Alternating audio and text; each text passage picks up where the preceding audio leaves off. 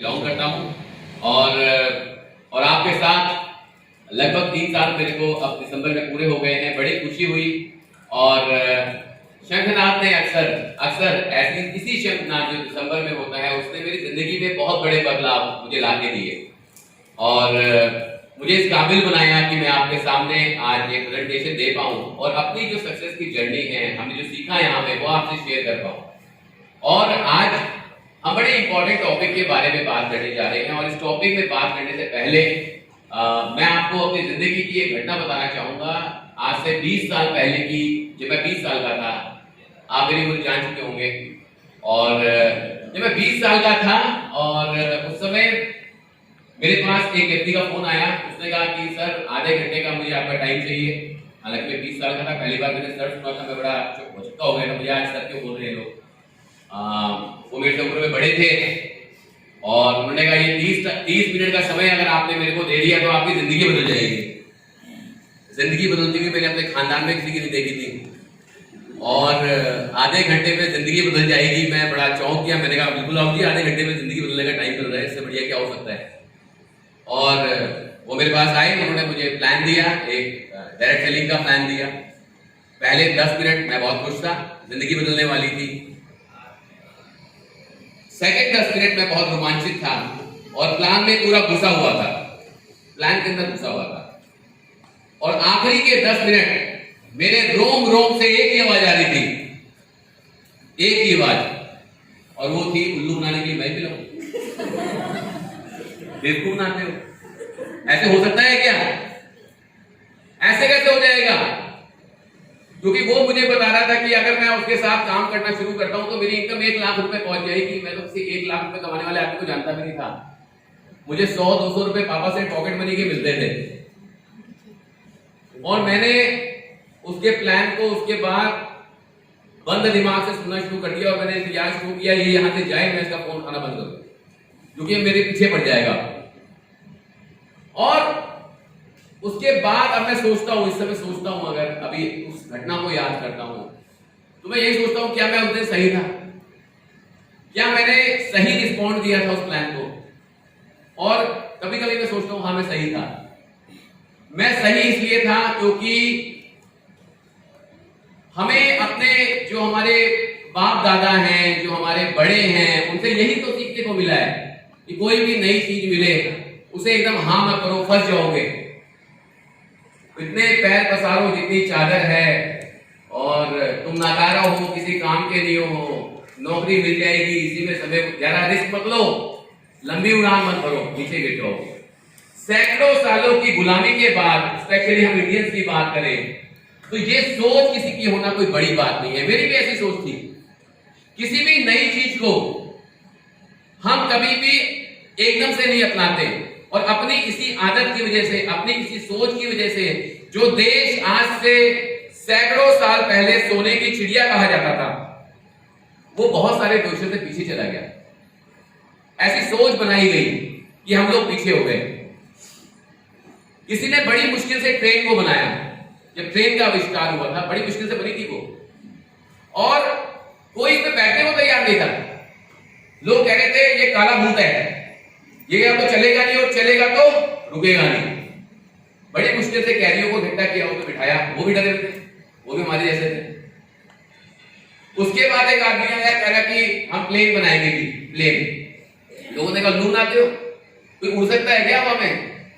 पक्षियों को उड़ते हुए देखा, आदमी कैसे उड़ सकता है? लोग उड़े कि नहीं उड़े? उड़े। उसके बाद किसी ने कहा कि एक तार, एक मशीन आपके घर में लगी होगी, वो तार के थ्रू किसी के घर जा रही होगी, उसके घर में भी एक मशीन होगी, एक नंबर डायल होगा और आपकी फोन में बात हो जाएगी।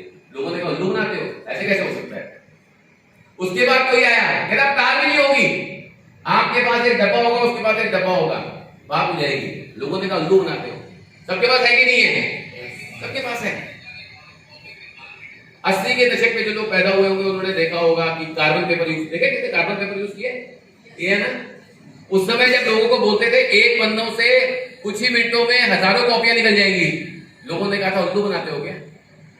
ऐसा हो सकता है क्या? यहां से पेज डालोगे अमेरिका में निकल जाएगा, उल्लू बनाते हो क्या? हम ही मिलेंगे उल्लू बनाने को।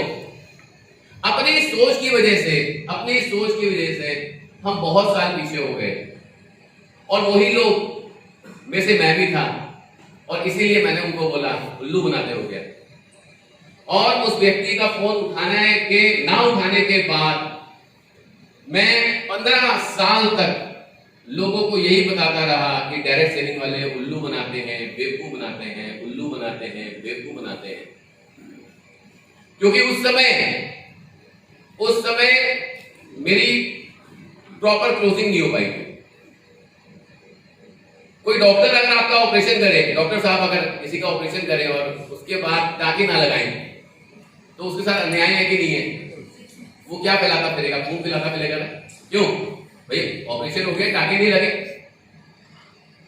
उस समय मेरी क्लोजिंग नहीं हुई, और उसके बाद मेरे पास फिर एक व्यक्ति आया। व्यक्ति मेरे पास बड़ी मुश्किल से, मतलब उसने मुझे घेरा था, मैं किसी के घर गया हुआ था, उसे फोन करके तुरंत बुला लिया था अपनी अपलाइन को। उसके बाद मेरी कॉल हुई, उन्होंने मेरे को बताया, मेरे को समझाया, मैंने प्लान फिर समझा। हालांकि मेरी इनकम उस समय 100 रुपए की पॉकेट मनी से कहीं गुना ज्यादा हो चुकी थी, तो थोड़ा सा समझ में भी आया। और वो प्लान सुनने के बाद मैंने फिर अपने आप से 3 सवाल किए, क्योंकि मैं कोई भी डिसीजन लेता हूं तो मैं बहुत न्याय से लेता हूं, मैं हवा में नहीं लेता डिसीजन, मैं बहुत सोच समझ के लेता। मैंने बीएलसीसी जब ज्वाइन किया, ये सर ने मेरे को बताया कि मैंने एकदम से हाँ नहीं किया। जब सर वापस आए तो कुछ 25-30 हजार एसपी थे, 70 हजार नहीं थे। मैंने कहा ये लैप्स नहीं हुए, मतलब मेरा बिजनेस वहीं पे है। उन्होंने कहा हाँ, तब मैं थोड़ा डिसीजन लिया, ओपन माइंड से डिसीजन लिया। तो उसी तरह मैं रात को बैठा और मैंने अपने आप से 3 सवाल किए। मैंने वो 3 सवाल अपने डिसीजन को लेके किए थे। मैं मैनेजमेंट का स्टूडेंट रहा हूं, मैंने सेल्स एंड मार्केटिंग में अपनी जिंदगी गुजारी है, तो मैं रिसर्च पे बहुत तेज हूँ, रिसर्च, और मैं बहुत सोच समझ के जजमेंट लेता हूँ। तो मैंने पहला सवाल अपने आप से किया कि जो अपॉर्चुनिटी मेरे सामने अगर आई है, जो अपॉर्चुनिटी मेरे सामने आई है डायरेक्ट सेलिंग की, इसे अगर मैं नहीं करता तो क्या होगा? तो मेरे अंदर से एक आवाज आई, अगर मैं इसे नहीं करूंगा तो क्या होगा? मेरी लाइफ ऐसी चलती रहेगी जैसे अब तक चल रही है। मैं आज के 5 साल बाद लगभग उतनी ही ग्रोथ ले पाऊंगा जितनी आज से 5 साल पहले ले पाया था, ऐसे तो होगा। और 5 साल छोड़ो, अगर मेरे बाप दादा जो अब तक करते आ रहे हैं मैं भी वही करता रहूंगा, तो मेरी भी पीढ़ियां वही करेगी, ऐसे तो होता है। तो कुछ बदलाव नहीं आने वाला मेरी जिंदगी में। तो मैंने ये तो डिसीजन ले लिया कि ऐसा तो नहीं होगा कि मैं इस काम को ना करूं।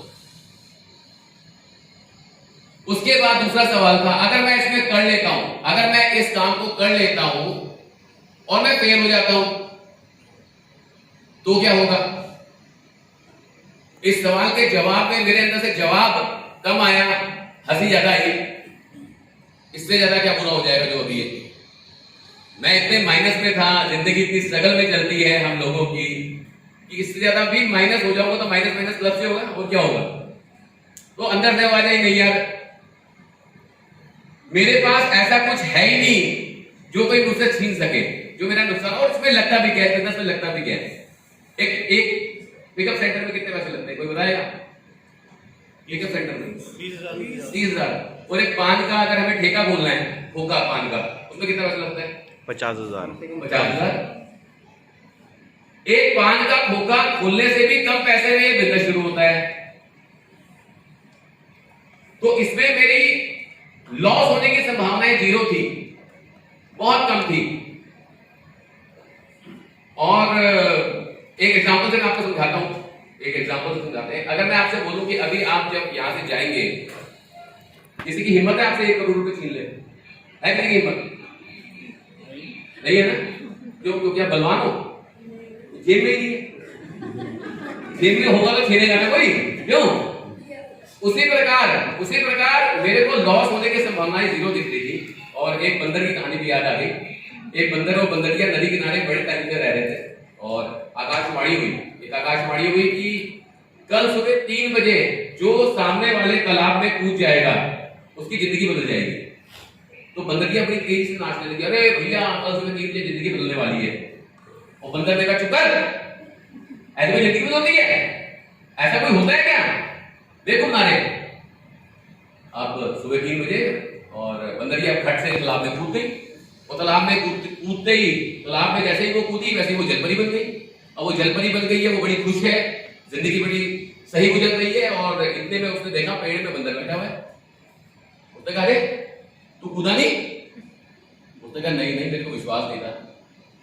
यानी वो तो मेरे को भी पता था कि तेरे को विश्वास नहीं है, मेरे को 20 साल से पता है तेरे को विश्वास नहीं, तू चीजों पे विश्वास नहीं करता। लेकिन अगर तू सुबह 3 बजे पानी में कूद जाता तो और तेरे साथ कुछ भी ना होता, तू जलपरा ना बनता तो क्या होता? तो बंदर है ना, बंदर ही तो रहता। और चला चला क्या होता? गीला हो जाता है, थोड़ी देर में सूख जाता है। क्यों? ऐसे बंदर मिलते हैं कि नहीं मिलते हैं? मिलते हैं। तो ये उन्हीं बंदरों की कहानी है कि लोगों को लगता है लोग अपना 1 लाख रुपए का नुकसान करवा लेंगे, 2 लाख का करवा लेंगे, लोग अपना 5 लाख का नुकसान करवा लेंगे, लेकिन 1000 रुपए देने में हाथ कांपते हैं। कांपते नहीं काटते हैं? 5000 रुपए देने में हाथ कांपते हैं। इसी प्रकार मेरे दूसरे सवाल का जवाब था कि लॉस होने की कंडीशंस तो है ही नहीं। और तीसरा सवाल कि अगर मैं ये बिजनेस करता हूं और मैं पास हो गया, अगर मैं इसमें सफल हो गया तो